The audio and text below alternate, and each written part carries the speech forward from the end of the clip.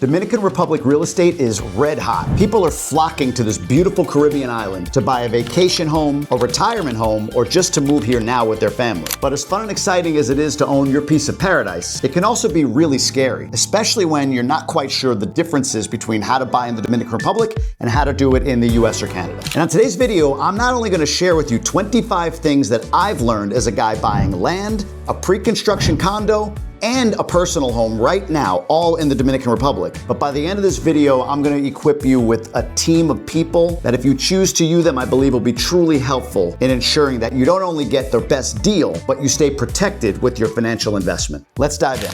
All right, so the first 4 tips fall under the headline of the basics. And number 1 is this: there is no MLS. If you're not familiar with MLS, that's the multi-listing service, which is essentially the thing that feeds Zillow and Trulia and all the sites you go to so that in the United States, you can see the entire real estate market. You don't need an agent to show you what's listed currently because it's all there for you on these different platforms in the US. Well, that's not the case here. While there is an MLS, it's just not widely adopted. So when I get the question, Jamie, is there a good site I can go to look at what's available? No, you need to go broker by broker by broker. In other words, it's a broker-driven business, and having a great broker is number 1 because they are your access to the entire market. But know this as well: there are a million brokers. There are a ton of people who do it on the side. When I say a great broker, I mean a pro, someone who does it full time. So throw Redfin away. Ain't gonna work for you down in DR.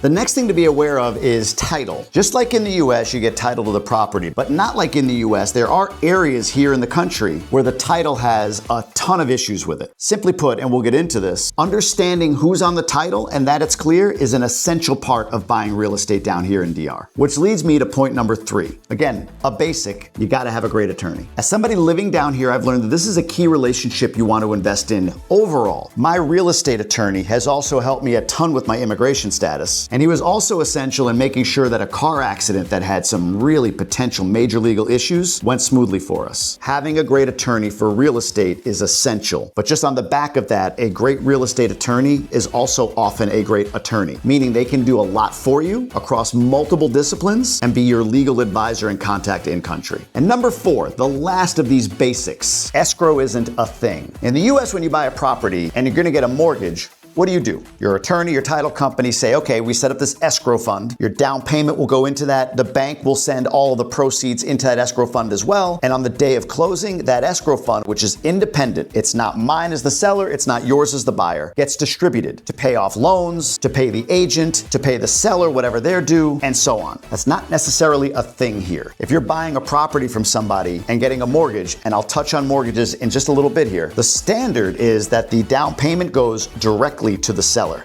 Yeah, I know. And even more than that, the bank needs to see that the seller was paid before they will pay the seller with the bank funds on your behalf. This is one of a few that I want to designate as not like the US, and it's a key basic to know. There are brokers that have escrow funds, there are attorneys that use escrow funds, and there are international title companies that do have escrow funds. But some of them charge 1 or 2% of the cost of the entire purchase for you to create that escrow fund and put your funds in it. Some don't charge anything. It really is going to depend on who you're dealing with. And again, from a legal perspective, have a great attorney. All right, let's go to the next section, which is going to be financing, fees, taxes, insurance, all the money stuff. But I want to thank BM Cargo for providing this incredible co-working space for me to come work in and film this video for you. There's a link below for more information. So let's talk about mortgages.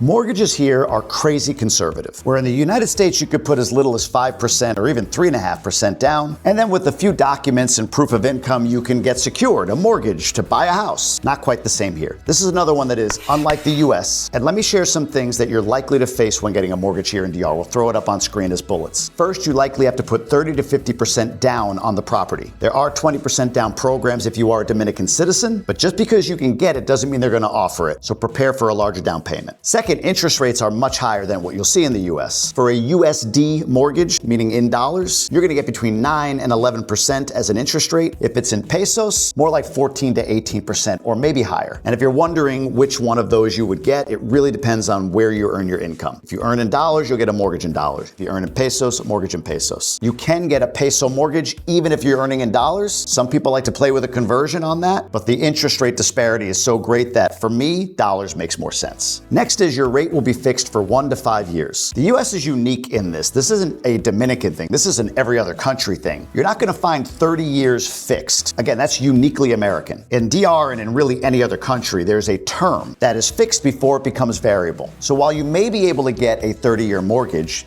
maybe here in DR, the payments are based on 30 years, but the interest rate will only be fixed for 1, 2, 3, 5 years. Some banks 10, but more standard is up to 5 years. And your interest rate will reflect how long you want it fixed. Meaning, you can get as low as 8.25%, but your interest rate might be fixed for 1 year or maybe 6 months. If you want it fixed for 5 years, you might pay 9.5%, all of this in US dollars. Next on the list, only a percentage of your income may be considered. Now, as a guy who doesn't have a W-2 job and has business income from multiple sources, the banks here will look at a percentage of my total income. And it's not what you're thinking. I thought maybe they would look at 70, 80% of my income, when really it's the opposite. They only want to look at between 10 and 30% of my income. Yeah. A little crazy. If you're making 300 grand a year, a lot of money, banks will start by looking at maybe $30,000 to $90,000 of income in order to qualify you for a loan. And then based on that, they're going to use a 35-ish% debt to income ratio. Meaning if they qualify you for $10,000 a month, the most your mortgage can be is $3,500. That's healthy, that's normal, that's just like the US. Should be lower than that, to be honest with you. But the point is, they may not consider all of your income like they do in the United States. They're looking for ways not to give you the mortgage here more than they are in the US. That may sound presumptive, but the scrutiny is much higher, and with good reason. Now, there's some other stuff to consider with mortgages, but without getting too in the weeds on this, let's move on to the 6th point, which is financing pre-construction property. Mortgages are for resale only. You really can't get a mortgage for a pre-construction property or a construction property. When I say can't, there's always something, but it's a rare exception. Generally speaking, if you're looking to buy a property down here, unless you're extremely sophisticated and extremely connected and you know how to navigate it, you won't get a bank to give you money unless a property is fully completed. So pre-construction is an option where you can buy something on spec and actually finance directly with the developer. What that looks like typically is a percentage down, usually 20%, and then you'll schedule out payments over the course of the next 2 or 3 years, however long the build of the property is expected to take, to make up another 30% of the purchase price. And at the end, you'll owe the other 50% at the time at which they give you the keys to the property. So on a $100,000 property, it's $20,000 down, maybe $30,000 worth of payments over 3 years, divided up monthly, quarterly, whatever you work out with them. And then you owe $50,000 at the very end. And with that $50,000, you could pay it cash, you can use maybe a home equity line from your home in the United States, or you could seek a mortgage here in the Dominican Republic. By the way, you don't need to be a citizen to get a mortgage. There's some benefit to it, but anyone can get it, and anyone can buy property here. That's something you need to know. Now, when buying pre-construction, there's a couple of things you'll want to make sure that you have in the contract. One is a penalty for late delivery. Typically, a developer will say it's going to be delivered in 3 years, on December of this year. And then they may have a 6-month buffer that says, hey, things could happen while it's December of this year when we're anticipating it. There's no penalty to us if we deliver it as late as June of the following year. But after June of the following year, what does the contract say? What do they owe you? Do they pay you a percentage of the project back for every month they're delayed? Is there some other penalty? Whatever it is, make sure it's clear in the contract. Remember when I said have a lawyer?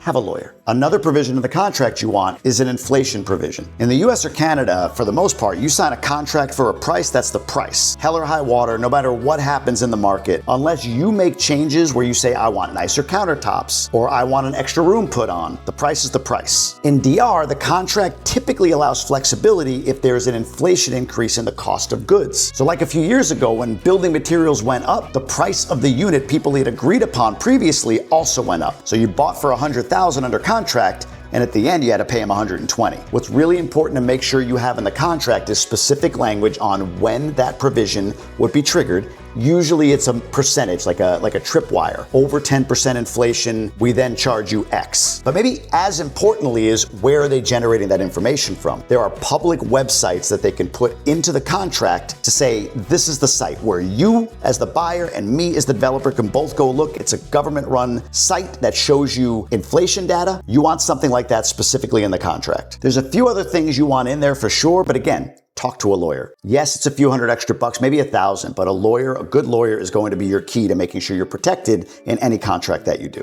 All right, number 7 is buyer fees. Much like in the United States, if you want a home inspector, if there's an appraisal to be done, the cost for an attorney on your end, all of that is your cost. But there are certain other things that you may not expect to be on you when buying the property. For instance, there's a 3% transfer tax. So if you buy a $100,000 property, there's a $3,000 tax that the buyer needs to pay in order to acquire the property. If you hire a mortgage broker, an independent mortgage broker, banks don't pay them like they do in the United States for closing a mortgage with that bank. You, as the buyer, are going to pay that independent mortgage broker. And there are other fees and costs that you need to be aware of as a buyer when acquiring a property. Just know that certain fees are and certain fees aren't included. And in general, for this whole video, understand that you're investing in a different place. So you got to know the rules, and hopefully this video gives you a lot of clarity on that. All right, number 8 is all about taxes. Property taxes are very low here. Your annual property tax is 1% of the value of the property above about $170,000 US. And that $170,000 US goes up every year. So if you bought a property for $150,000, $160,000, $170,000 US right now, or thereabouts, no property taxes owed. If you buy a property for $200,000, you owe 1% of the difference. The difference between $200,000 and $170,000 is $30,000, which means per year you owe 1% of $30,000 or $300. I mean, really not a big deal for most people. Even a $300,000 property, you'll only pay about $1,300 a year in property taxes. Again, 300 minus 170 is 130. 1% of 130 is $1,300. There's been talk about them cutting that in half. I feel like that's more rumor than reality at this point, but let the record show if it ends up happening, I at least addressed it. I just don't see it happening anytime soon unless there's a major reform coming and it's part of that package. But even still, if you bought a home down here that you're going to live in for $700,000, which you can in Punta Cana, Casa de Campo, plenty of options out there. You're gonna pay 1% of about $530,000 for taxes. On a $700,000 home, that means you're paying $5,300 a year. But even if it didn't exist, on a $700,000 home, you're paying $7,000 a year. My home in Michigan was half that amount, and we paid more than that in taxes. So, for whatever it's worth, taxes aren't too bad. And you know how they could be even better? Number 9, CONFOTUR. The CONFOTUR law applies only to new construction. If a property you're buying is approved for CONFOTUR, which means the developer got approval from the government to designate this a CONFOTUR approved property, then you waive all property taxes for 15 years. In addition, remember that 3% transfer tax I talked about? If you buy a $100,000 property, you got to pay $3,000 when you buy it.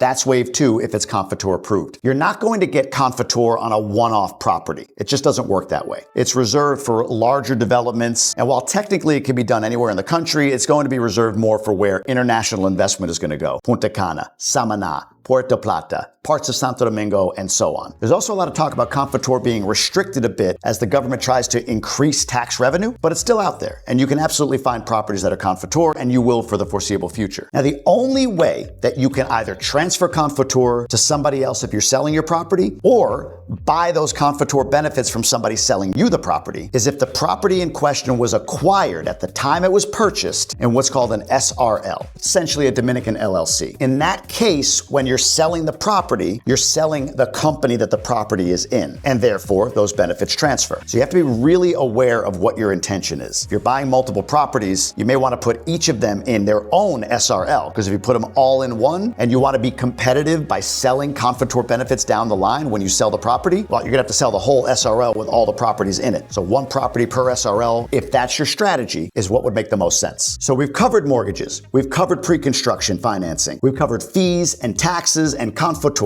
Then there's insurance. Here's a couple of thoughts about insurance when you're buying a property. Number 1 is homeowners insurance is not a widely utilized thing. Let's just talk about not having a mortgage for a moment. A lot of people here, including people that own multi-$100,000 or $1 million homes, opt not to have property insurance on their home. Sounds crazy, right? Well, here's the logic. The structure of that property is fully concrete, and the interior walls are concrete with tile. While you could have glass damage in a hurricane, or some water get into your home, or other random damage around the house, to pay thousands a year for insurance might actually be more than paying just straight labor to somebody to come do the repairs. I'll give you a quick example. We had a sliding glass window in the United States in our home in Michigan that got delaminated with moisture in it, so we had to replace it. Cost to replace it, almost $1,000. Here in DR on a rental property, we put up window tint on a sliding glass window, and then the sun being on it didn't allow the glass to expand and cracked it. Lesson, don't put tint on those types of glass, I guess. But We're renting, it's our responsibility, we paid for it, the labor and the cost of the glass total, $100. 10% of the cost of what it was in the United States. That might be actually the ratio. I'm not quite sure. Point is, labor's cheap. So people would rather just spend a little money on labor here and there for a concrete rebar structure that's all tile than pay for the insurance to take care of it and have deductibles and other things they need to pay for. Now let's go to having a mortgage. There's actually two things you have to know with insurance. One is, yes, they'll require you to have property insurance in some way, shape, or form. I've heard multiple different things with this. It could be that they include it in the mortgage and they are the beneficiary of whatever payments are made for any claim in the future. It could be that they simply require that you show them that you have property insurance, much like in the United States. And some I've heard aren't as, on top of it. Maybe it depends on the loan to value, I don't know. But the other thing that you might have to take care of is life insurance. When buying a property with a mortgage, banks here often, maybe every time, require that you have life insurance. So in the event that you pass, they're covered to get the loan paid off by the life insurance. In some cases, I'm told you can use your own term or whole life policy in the United States as proof. I'm sure a lot of this comes down to negotiation, but in some way, shape, or form, you have to have life insurance. In our case, the bank is requiring it of us, and from what I'm getting, it's probably a couple $100 a month that we're gonna pay in order to have life insurance on the property that we are living and moving into and getting a mortgage on. The other two properties are direct with the developer, so not required. So remember I said mortgages are really conservative. That's how conservative. Not only high loan to value, not only incredible scrutiny, not only considering a portion of your income, but God forbid something happens, they also want to be covered if you die. Banks don't have the backing here like the United States does with Fannie and Freddie. When they put money out, the money's gone. In the US, when a bank puts money out, it gets replenished by Fannie and Freddie. And then Fannie and Freddie pays the bank to service the mortgage. It's a great racket. You just don't have that protection here, which is why the banks are a pain in the ass, for lack of a better phrase. But I don't blame them. You just got to play by their rules. The other thing to know too is that the banks are all tied into the US system. So not only are they going to scrutinize to the level of what the United States would, but they're going to double do that. Make you sign waivers for FACTA and so many other things to make sure that you're aware that, hey, anything you're doing here is being reported back to the US. I don't think it's the same with Canada, but I'm not Canadian, eh? That's my best Canadian accent. All right, I promised you by the end of this video, you will. You'll have a list of people that you can reach out to, referrals of mine that you can use to make sure all of these things are taken care of for you. We also talk about this in my DR Inner Circle, a monthly membership community where we do weekly Q&A on Zoom. We have a robust WhatsApp and Facebook community, always chatting, and we have negotiated discounts for legal fees, insurance costs, and coming soon, multiple restaurants. All that for $9 a month. There's a link below to pay. We'd love to have you a part of it. Cancel anytime. Before we leave this mortgage financing fees thing and go on to point 11, I want to make sure it's really clear how financing works. So let's do something fun. All right, let's compare a pre-construction property, which you would finance with a developer, to a mortgage, which you would use only for a resale, meaning buying an existing property. And let's say they're both $100,000. So for this pre-construction property, to reserve it, you might put $5,000 down the day that you say, I want this. After that, your lawyer looks over the documents and the contract, and you sign an agreement within 30 days of you putting that $5,000 down, and you pay an additional $15,000. So in the first 30 days, in total, you put $20,000 down on this $100,000 property. 20%. Then the developer says, hey, it's going to take 36 months or 3 years for us to build this property. And we want you to pay us another 30% before the property is done. That means you're going to take $30,000 divided by 36 months, and you're going to pay about $833 a month for the next 36 months. Again, you could structure that different ways, but you get the point. Now, at the end of that, you're going to be owing $50,000 to this developer before they hand you the keys and the title to the condo or the house or whatever it is you're having built. But you've done everything with the developer up until this point. And this $50,000, you've got a few different things you can do. As I said, you can pay cash. You could take out a home equity line or a home equity loan on your property in the US. You might go into your 401k and take a 401k loan to take the $50,000 out and pay off the remainder of the property. Or you might go get a mortgage. So let's talk about how that works. Same $100,000 price, but you're buying it with a mortgage. Whether you're a Dominican or you're not, it's going to be pretty much the same. The bank is going to ask you for $30,000 to $50,000 down. Let's just say they ask you for $30,000.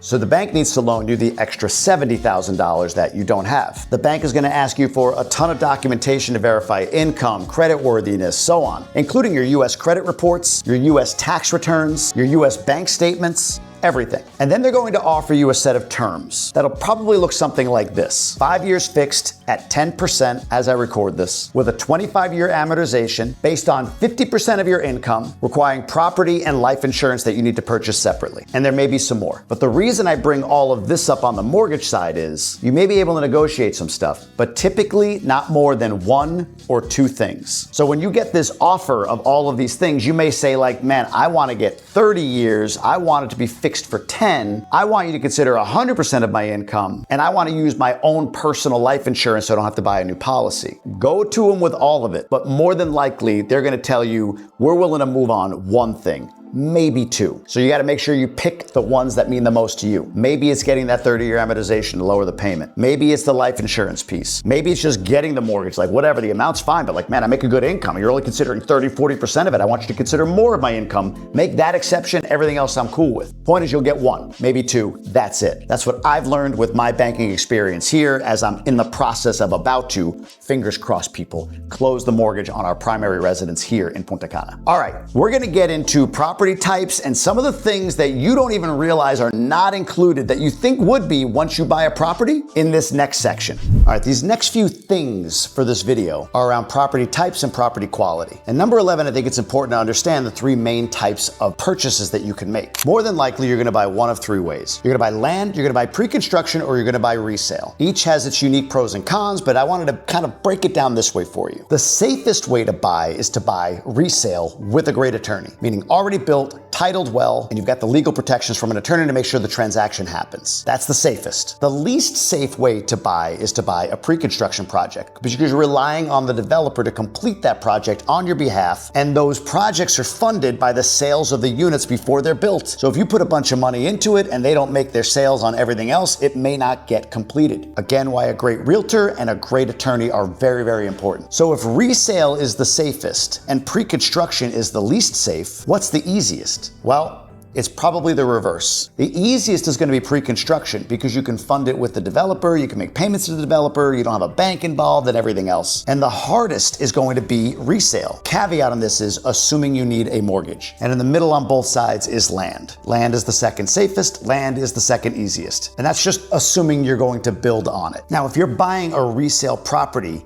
cash, well, then it becomes the easiest and the safest. But if there's a mortgage involved, not the case. Which leads me to the number 12 item, which is the new build versus the older stuff. What I've seen generally is that some of the stuff that's built 10, 15, 20 years ago is actually a little bit higher quality in the build than some of the stuff you're seeing built today. And there's a reason for that. The pace of building now is so fast. And post-COVID, when there were a lot of delays, tons of projects are trying to catch up, which means cutting corners on finishes, on construction products, on all of that good stuff. Not every developer, and that's not because they're trying to do a bad job. But as I go through different projects and I look at different houses, even as I was shopping for my own stuff, and I went through with people who are developers in country, but that come from other countries, the trend line I've seen is that the newer the build, the more on top of it you want to be, no matter if it's a pre-construction condo or your own property, your own home, because the pace of building is hastening and there might be corners cut. The older stuff generally has better bones, if you will. Now, home inspectors are a great way to, even on a pre-construction deal, to ensure that the construction quality is maintained. And again, I'll make sure you have access to one that's certified by the end of this video. On that point, this is number 13, another one of these, not in the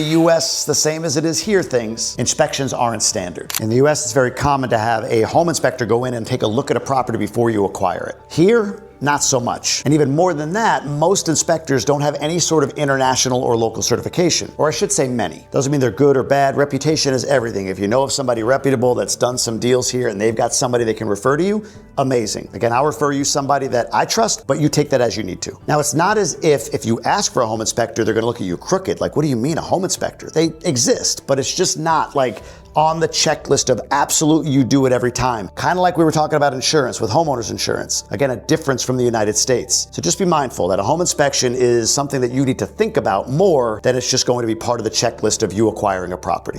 Now, number 14 is one that took me a little bit of getting used to. And it's the last of this category of property type and property talk. And that's this: what's attached is not included. When we sold our house in the United States, anything attached or anything that belongs to what's attached had to stay with the house. We had an in-ground pool on that home in the US. And we went out and bought an aftermarket Dolphin vacuum system. When we left the house, we were gonna sell that as part of the kind of the sale of all of our stuff, our moving sale. But because it is part of the pool, which is part of the house, no bueno. We had to leave it with it. So for sure in the US, we're used to anything that's even remotely attached is staying in the house. Well, in DR, not so much. When you buy a home resale, not only is it not going to include the refrigerator and the stove, but it might not include the hood. It doesn't include the air conditioning units that are mounted to the wall in each bedroom, and it doesn't even include these. The light fixtures. That's right, when you get possession of your home, you're gonna have a bunch of empty junction boxes all over your house, and you gotta go out and buy all of those fixtures to put in. One of those costs that you may not be used to when you're moving into a home or buying one here versus you are in the United States. And again, the AC units, not yours. They technically get taken out and taken with them. Just one of those things we've learned as we've lived here, and we knew when we bought our house, but still it feels counterintuitive as an American. Now, you might be buying down here because you want to invest and get some sort of return on that property. And this next section of things is for you, which will start with number 15 on my list of 25. Airbnb works, but only in a few spots. Look, there are areas that are sort of in the middle of an area, downtown type of spot, whether it's in Punta Cana or anywhere else in the country, and people buy those very cookie cutter units with the idea that they're just simply going to Airbnb them and make their money back on it. And then they learn very quickly that that's not reality. Airbnb is great if you are near or on the greatest asset that the Dominican Republic offers, the beach. Even in Santo Domingo, which is a big city with a ton of Airbnbs, it's extremely cheap to rent a condo there for an evening or two through Airbnb because the demand is for you to be on the beach. So if you're on the beach or near beach, within a, say, 5-minute walk of the beach, you could do okay with Airbnb anywhere in the country for the most part. But if you're inland, if you're a 10, 15, 20-minute drive from the beach, not saying you won't get any Airbnb traffic, but don't count on it. Which ties into number 16, and that's this: it ain't passive either. Self-managing is always popular, of course, but I would suggest here, if you're going to manage, especially from afar, that you have a property manager taking care of that for you. Again, I'm gonna make sure that you've got access to some that I believe are good before the end of this video. But the back and forth and the management of the cleaning and everything else, you wanna pay the manager to make sure that gets taken care of for you. I wouldn't go at it alone unless you're living here. Now, speaking of Airbnb, there are rules that are going to be coming that aren't existing today. I don't know when, I don't know how, but they're coming. In fact, they've been proposed 2 or 3 times already around taxation, property registration, HOA restrictions, all of that. The government has proposed rules in the past to regulate Airbnb. To be honest with you, if you're running it right, if you're running it like a business, I don't think it's going to impact you very much, but it's something that you should be aware of, and therefore it becomes my 17th tip. But number 18 is something for all of you that are buying in the middle, that aren't buying near beach, that I think you're overlooking. For number 18, don't sleep on long-term rentals. If you're buying in the Punta Cana area in neighborhoods like Vista Cana or City Place, which don't have beach access, and they're a drive from the public beaches that are available, too many people want to buy in these very large neighborhoods with the idea of Airbnb and short-term renting. I don't see how it's possible. There's so many options, and it's not next to, again, the number one asset, the beach. However, those neighborhoods have schools moving in, they're building infrastructure, they're building communities. And I know of a lot of people that are moving down here and they're renting for a year or two in these neighborhoods before they decide to where they want to buy or live long term. The challenge if you're buying to use it for yourself with a long-term rental is that you won't be able to. You're obviously going to be saying, hey, you can live here year round and people pay you monthly. But if you're buying in a downtown, in a Vista Cana, in an inland area where the beach isn't available, and the idea is you want to pay it off and one day retire there, long-term rental to me is the play. Best way to do it, get an agent, have them list it, have them find a tenant for you, but it's an underutilized strategy for a growing book of business, and that is long-term renters. All right, our last section is gonna be on risks, mistakes, hidden costs. I'm gonna give you a few tips on that before we wrap up. But to be really clear on this once more, I'm sharing my experiences, and this is a community. I would love for you to drop in the comments if you have any other, further, or even different experiences so that we can all learn from one another. I've invested in the United States. I've owned 41 units of real estate myself, and I've syndicated or have been an investor in, both as a general and limited partner, over 250 units. My entire career, leaving my W-2 job and moving abroad and all the real estate I've done in between, is all because I like to surround myself with people that understand this stuff. I love community. It's why I joined a community called GoBundance, which they call themselves the tribe of healthy, wealthy, generous men who choose to live epic lives. And they've been an incredible sponsor of mine. You should check them out and apply if you're interested in membership at gobundance.com. All right, risks. Number 19, not all realtors are created equal. I've teased this phrase about professional realtor and everything else, but let me just give you the full context here. There's no required licensing here in DR. There are licenses, but there's no required licensing. And that doesn't mean that if you're licensed, you're better than if you're not licensed. But more important to me, I look at individual realtors and where their time and focus is. And what makes me really leery is when I go on Instagram and I see a person listing a property as a realtor, and you can see that they've got other hustles that they're doing. Good for them. God bless them. Maybe they're great at what they do. I don't know. But I want my realtors all in. I mentioned before, this is not an MLS Zillow market. So each realtor has kind of access to its own stuff. There are plenty of stories of house A being for sale, and realtor shows house A and has no idea that house B right next to it is for sale with another realtor. But the one who does is the pro. Everyone's tío, tía, primo, prima is in real estate here. They get signed up with Remax or whomever, and they're able to go and list whatever property they want. And that's great, but I'd just be really careful, not because they're gonna scam you or do anything wrong, but you may lose out on opportunities if that person isn't tuned into the entire market like a pro. Speaking of, I wanna get to number 20, because there are pros out there that suck. I use the phrase due diligence all the time. I say all the time, don't trust anybody, including me. I'm sharing what I know, but make sure you do your own due diligence. But I can tell you that one of the things that I look for is how honest are brokers? How honest do they appear on their face? What does their marketing look like, and what does it tell them about me? I can't tell you how many times I've seen an agency, and there's one of you in particular. One day I'll reveal you. One day, if you keep pushing it. But what they do is this. They put up imagery of something that looks incredible for a very low price. And one of a few things is happening in that marketing. Either that low price is looking like a sale price, but the fine print tells you that it's actually just a down payment. Or they bury the lead on exactly what you're looking at. This is an image of a beautiful home for a certain price. And yes, it's an artist image. I get it. It's the future of what it can be. But the price is for the lot, the actual land, not the build of that home. And that lot is sort of buried at the top or on the side. Or they happen to be one that seems to represent some of the lowest cost product in the area, which is often the product that doesn't get done. And then to boot, I hear a lot of stories of this particular agency, who's widely regarded, well known in the country, abandoning their clients when the developer goes rogue on them. Sort of like, I sold you the property, that's your problem now. Drives me up a freaking wall, and it gives a black eye to really good agents and really good companies that are working here. I have shared who this is within the DR Inner Circle. We have a very active WhatsApp platform and a lot of people chatting here, and we like to share our insights there. But publicly,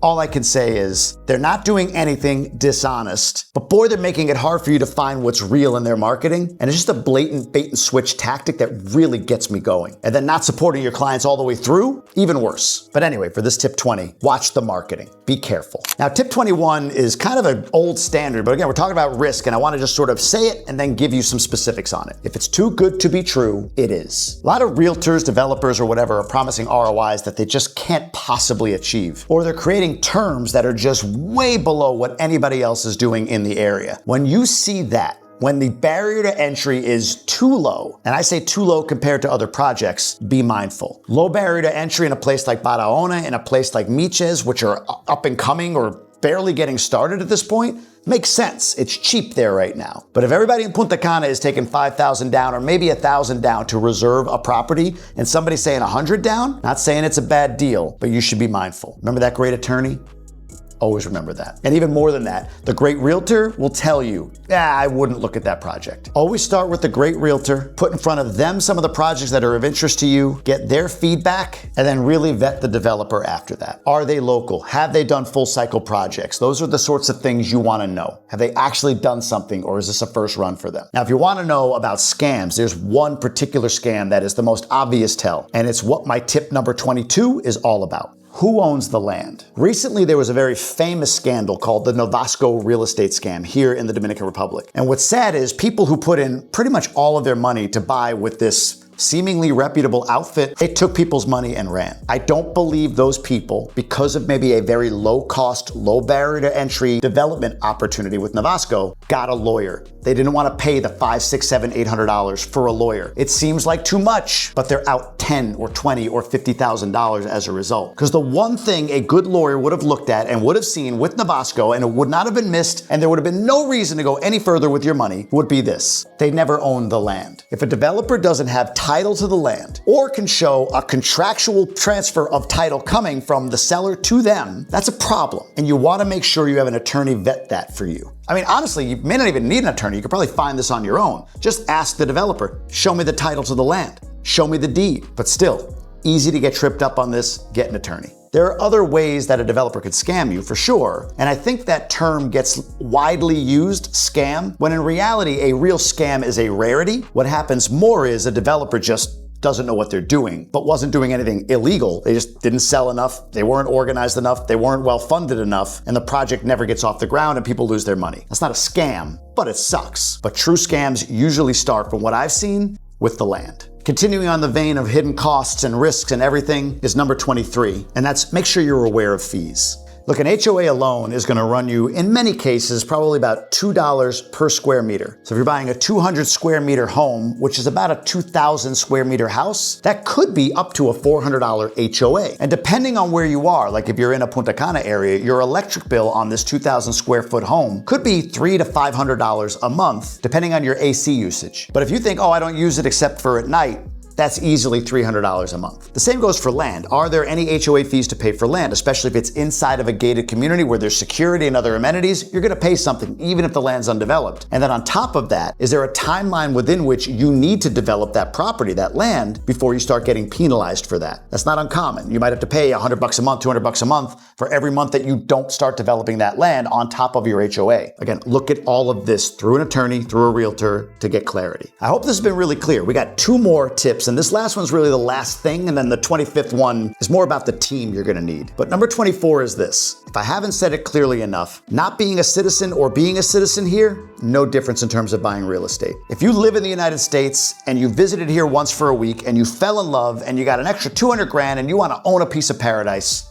done. You don't need citizenship, you don't need a visa, you don't need anything to get that done. You don't need it for a mortgage. You don't need it for anything. There are paths to citizenship if you invest a certain amount in the country. And for your mortgage, it's been way easier for me to get a mortgage with my wife having a Dominican cedula, but it's not required. You may be vetted more, it may be more frustrating, but none of it's required. In fact, my attorney has said, like, in this context, there's not really any difference, no benefit to citizenship from a standpoint of owning property here, at least not as it stands. I believe getting citizenship and or residency is good for 2 reasons. 1, respect. I'm working on mine with this lawyer. And 2, if God forbid the laws ever changed and there was a crackdown on, like, if you're not a citizen, you can only be here a certain amount of days. I don't see that happening. I'd just rather have my citizenship than not. But to be really clear on this, in case I haven't said it already, citizenship does not matter. Residency, legal status, no matter in terms of buying real estate here in the Dominican Republic. All right, I promised you my last tip would be on team, and here's the deal. One of the biggest questions I've been asked over the time that I've been creating content is, hey, do you sell real estate? And I say, no. So the next question I get is, do you know somebody that can help me? And over time, I built up a bunch of different contacts that I've used and I trust that I'll share with you. Down in the description of this video, if you're watching on mobile, it's a little more button to show you the full description. I've compiled a list of key contacts in a whole bunch of different areas that I think are everything you would need to form a team. I can refer you a realtor. I can refer you an attorney. I can refer you a home inspector. I can refer you a home appraiser that's, at least in Punta Cana, certified with each of the banks. I can refer you an insurance broker who can not only sell you property insurance, but auto, health, travel health, or international insurance. So even if you're traveling down here for a week or 2, he's got policies he can sell you. Click the link to get connected to him below. And there's some other key contacts down there, like Boardwalk Developments, who I've invested with. If you want to buy one of their projects, there you go. I say this for this reason. I definitely will get compensated by most, if not all of them, if you decide to do business with them. But I also want to be equally clear on this. Only use who you're comfortable with. Even if it's just something rubs me the wrong way about the guy Jamie referred. Trust your gut, trust your instinct. But also, I said I like building community. And part of that is, well, look, if I've got these people that I can help you with, then so be it. Here you go. If it helps you build your team, if it's a one-stop shop for all the pieces that you need to buy here, God be with you. But I'll tell you, as I said at the beginning, if there's one relationship that you're going to invest in for the long term, it's the attorney. Use the one I refer, find your own. There's many good attorneys in the country. Get one. I would caution you, as I have in other videos, about doing anything with a family member. I wouldn't do that. I wouldn't hire an attorney that's a family member. You just need to trust El Gringo on that one. But long-term, an attorney. Transactionally, for the purchase of real estate and to have exposure to the market, it's a realtor. All the other people there, maybe other than the insurance broker because of travel insurance and stuff like that, you can meet as you go, whether it's the ones I refer or ones you choose. But I want to make this key point. This isn't up into the right market. It won't always be that way, and it will go through its corrections. I have a big problem when people comment down below and they say things like, the bubble's about to pop, real estate's gonna crash. It's not because you're wrong. It may. In some areas it will. I even did a video on one specific area in Punta Cana where I think it will. But the issue with those minds is they're saying it as if it's over, like a plane crash, like it goes down and never comes up again, or like a 72-year-old man who isn't taking Viagra. I feel like I haven't been funny enough in this video, so if you're here this long, you get that one from me. That was a hard joke.